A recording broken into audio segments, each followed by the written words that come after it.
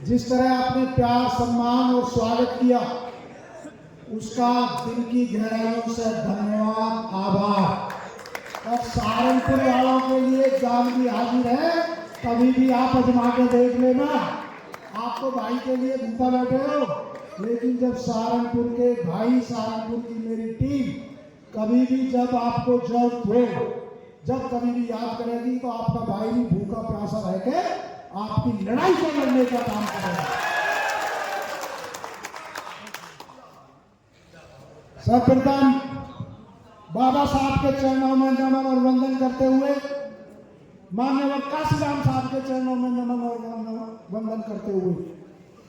ज्योतिबा फूले जी को नमन करते हुए, आरक्षण के जनक छत्रपति साहब जी महाराज जी को नमन करते हुए, गुर्जर सम्राट मीर भोज जी को नमन करते हुए,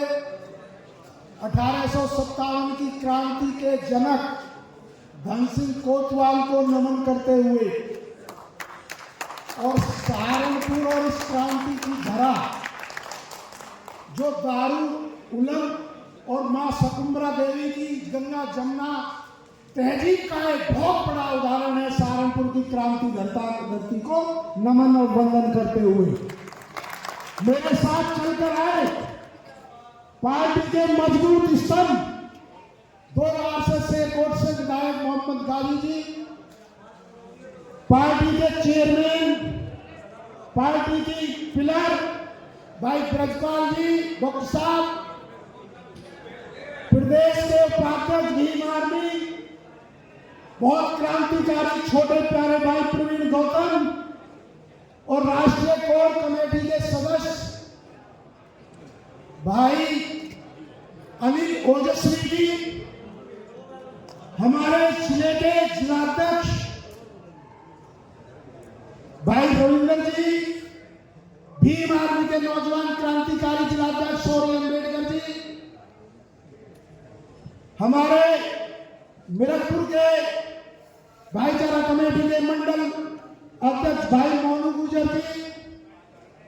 भाई अनीश गुजर जी, मेहताब गुजर जी,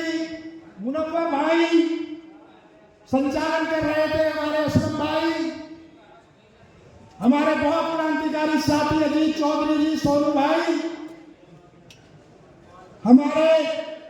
हिमांशु भाई, एडवोकेट प्रवीण भारती जी, हमारे मंडल के प्रभारी पूर्व प्रभारी राकेश मौर्य जी, हमारे सहारनपुर मंडल के प्रभारी आदरणीय डीपी सिंह जी, करणवीर जिला प्रभारी जी, और हमारे मेहता भाई, सचिन छोटा भाई क्रांतिकारी,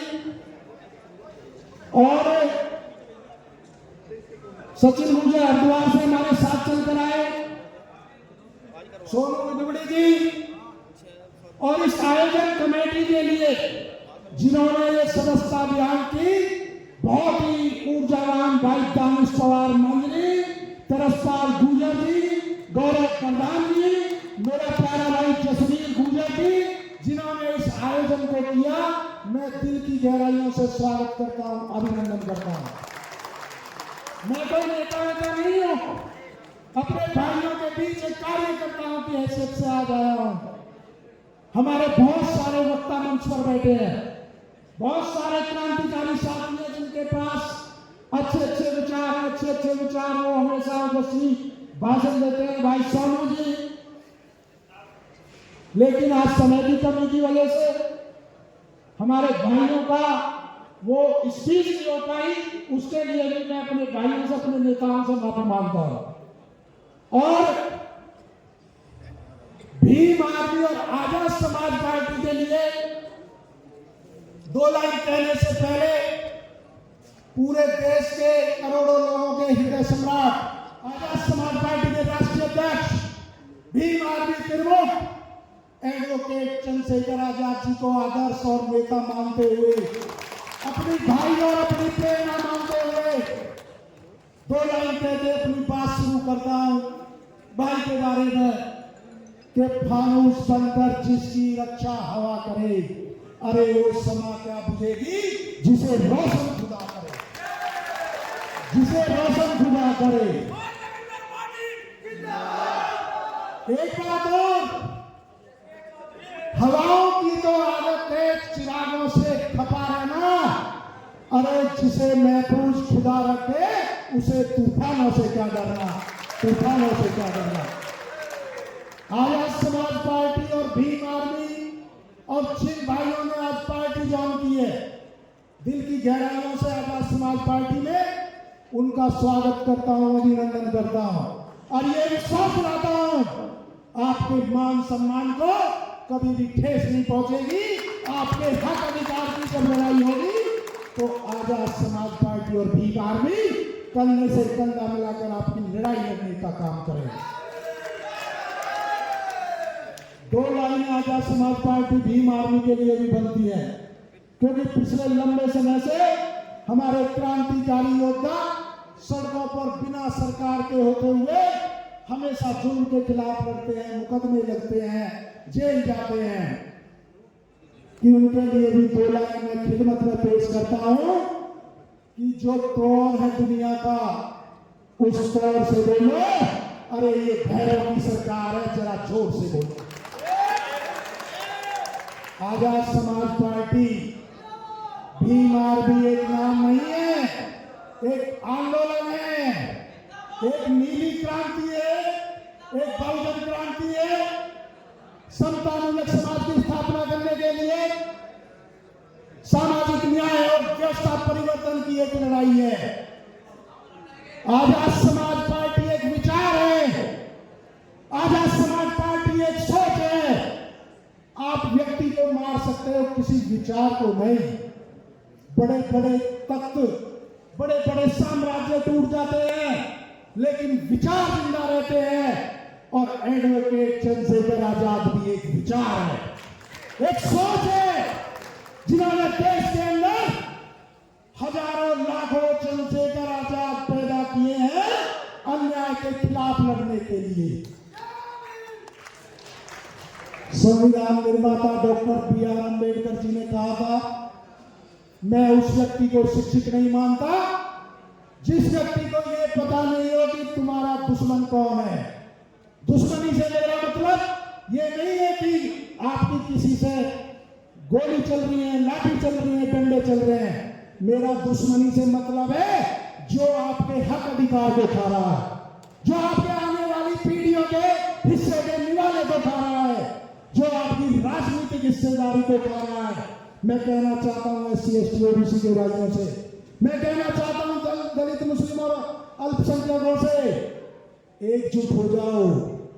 एकजुट हो जाओ, क्योंकि आपने आपस में किसी के हक अधिकार नहीं छीने, और जिन लोगों ने आपके हक अधिकार छीने हैं, एकजुट होकर ताकत बना के उनको सत्ता से बेदखल कर दो। और ये एकता जमीन पर दिखनी चाहिए, ये एकता बहुजन एकता दिलों में बननी चाहिए, ये संगठन में बननी चाहिए। मुझे आप दोनों हाथ उठा के बताओ कि इस एकता को बनाओगे या नहीं बनाओगे। इस बहुजन एकता को जिसको लेकर एडवोकेट चंद्रशेखर आजाद जी पूरे देश के अंदर दिन रात मेहनत करते हैं, उनकी उस बात को लेकर इस एकता को आपको कामयाब बनाना है। और यदि आपने ये एकता बना दी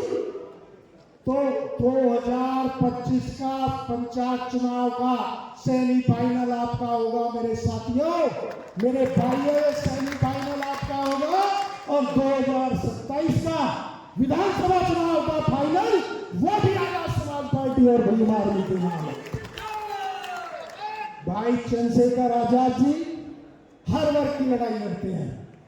दलितों के साथ साथ अल्पसंख्यकों की, पिछड़ों की, पूरे देश में लड़ाई लड़ते हैं, किसानों की, कमारों की लड़ाई लड़ते हैं। और यदि मुस्लिम समाज की बात करूं, कौन सी लड़ाई भाई चंद्रशेखर आजाद जी ने नहीं लड़ी? जिन पार्टियों को आपने वोट दिए, जिन पार्टियों की आपने पहले सरकार बनाई, जब सबसे ज्यादा मुस्लिम समाज को जरूरत थी तो सबसे ज्यादा जो इन पार्टियों को आपकी मदद करनी चाहिए, लेकिन वो एसी के कमरे में बैठे रहे। और भाई चंद्रशेखर आजाद -2 डिग्री टेम्परेचर में गाड़ी की छत पे बैठ के दिल्ली के पुलिस हेडक्वार्टर पे कहते हैं कि यदि किसी मुस्लिम भाई पर गोली चलेगी तो पहले चंद्रशेखर आजाद का सीना पार करके जाएंगे। चाहे मौलाना साहब का मामला हो, चाहे डॉक्टर काफिल का मामला हो, चाहे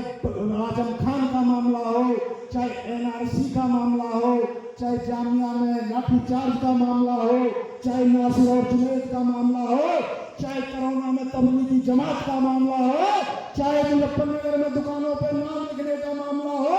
चाहे संबल का मामला हो, हमेशा चंद्रशेखर भाई आपकी चट्टान बनकर आपके सामने खड़े रहे और इस जुल्मी सरकार को जवाब देते रहे। मैं बात करता हूं, जब पिछड़ों की बात आती है, जाति जनगणना की बात होती है, संसद में कौन बोलता है? भाई चंद्रशेखर आजाद। जब जाट समाज की बहनों की बात आती है, पहलवानों की बात आती है, तो इनकी अपनी सबसे पहले आवाज कौन उठाते हैं? भाई चंद्रशेखर आजाद। और यदि मैं गुर्जर समाज की बात करूं, जब सहारनपुर में गुर्जर गौरव यात्रा निकली थी, अजय पहलवान जी, अजय प्रधान जी बैठे हैं, तो सबसे पहले 2500 मुकदमों को गुर्जर समाज के मेरे पर लगा दो, तो चंद्रशेखर भाई ने आपके लिए आवाज उठाई थी। जब ग्वालियर के गुर्जरों में मुकदमा दर्ज हुआ, तो आचार संहिता के अंदर देश में इकलौता नेता भाई चंद्रशेखर आजाद था, जो गुर्जर ग्वालियर में लड़ाई लड़ने के लिए मेरे साथ कंधे से कंधा मिलाकर गए थे। अरे जब सुभिक्षा भाटी का मामला हो, फर्जी आकाश गुर्जर का एनकाउंटर का मामला हो, जब भाई चंद्रशेखर आजाद बोले, जब गुर्जर रेजिमेंट का मामला हो, जब भाई चंद्रशेखर आजाद बोले, जब ग्रेटर नोएडा में किसानों की रिहाई का मामला हो, जब भाई चंद्रशेखर आजाद बोले, जो हर वर्ग की लड़ाई लड़ने के लिए तैयार, हर वर्ग को साथ लेने के लिए तैयार है, तो आप ऐसे भाई को इस उत्तर प्रदेश की चीफ मिनिस्टर की कुर्सी पर बैठा हुए नहीं बैठा हुए बताओ? दोनों हाथ उठा के बताओ। उसके लिए मेहनत करनी पड़ेगी, उसके लिए गांव-गांव जाना पड़ेगा,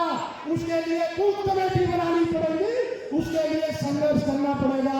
यदि आप संघर्ष करने के लिए तैयार हो, तो बहुजन समाज को उत्तर प्रदेश का शासक बनने से कोई नहीं रोक सकता, दुनिया की कोई ताकत नहीं रोक सकती। आजाद समाज पार्टी और भीम आर्मी को बहुजन शासक देश का बनाने